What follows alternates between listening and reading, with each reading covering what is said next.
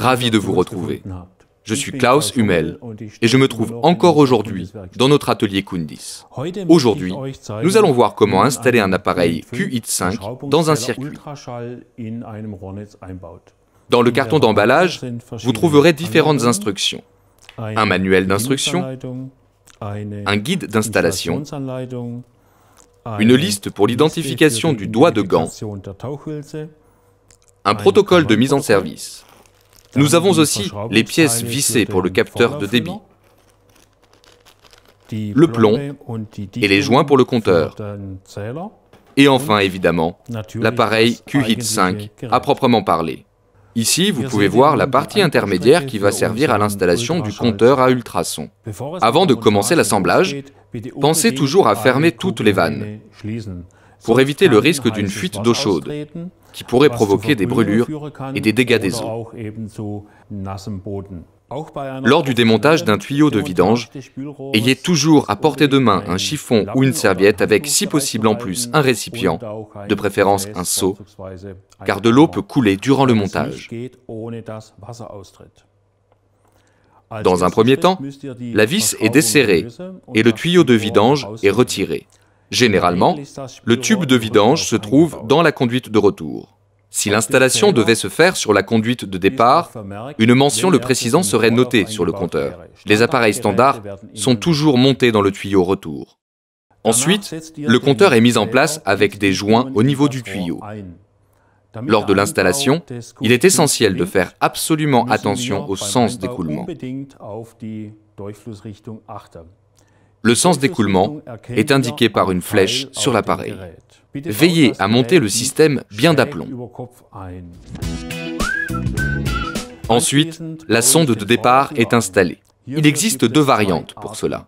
Soit, comme on le voit ici, en la plongeant directement dans la vanne à boisseau, soit en la plongeant indirectement en utilisant un doigt de gant.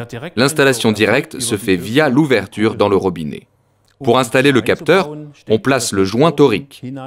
On insère le capteur de température dans les deux moitiés de raccord filetés fournis, puis on les presse ensemble. Ensuite, le capteur doit être inséré dans le trou et le raccord doit être vissé et serré à la main jusqu'au joint.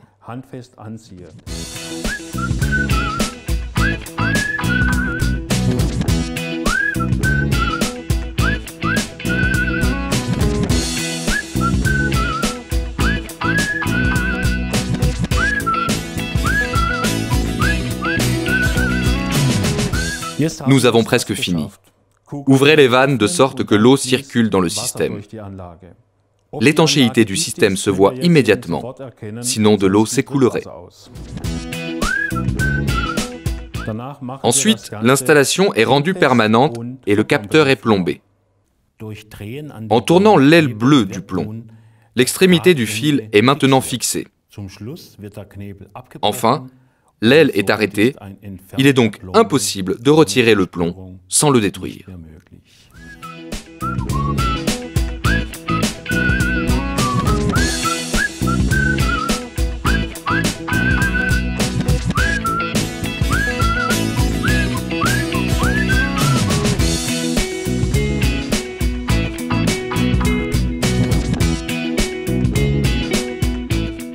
Maintenant, nous allons de nouveau voir comment lire les valeurs de consommation pour pouvoir ensuite les inscrire dans le formulaire de mise en service.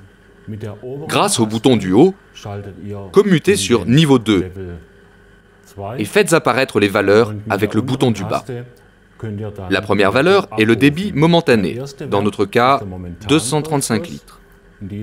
Température d'aller 48,5 degrés. Température de retour 48,4 degrés. Différence de température 0,2. Flux d'énergie momentané 0. Heure de service 2516. Volume cumulatif 87 litres. Ce compteur doit être enregistré sur l'application mobile Temperly ou sur un bordereau de pose. Je vais vous montrer de nouveau comment celui-ci doit être rempli. Pour cela, j'ai ici un exemplaire pré-rempli. Comme vous pouvez le voir, dans la première partie du bordereau, vous devez renseigner les informations relatives au logement, comme le numéro de l'installation et l'adresse. Ensuite, dans la deuxième partie, vous devez recenser la localisation et les valeurs qui se trouvent sur le compteur d'énergie thermique. Vous devez également noter le numéro de série du compteur, qui se trouve sous l'afficheur, et le numéro de série du module radio que vous trouverez sur le côté gauche de votre compteur. Notez également la marque et la référence, dans notre cas, Kundis QHIT5, compteur d'énergie thermique à ultrasons. Ceci termine le protocole de mise en service.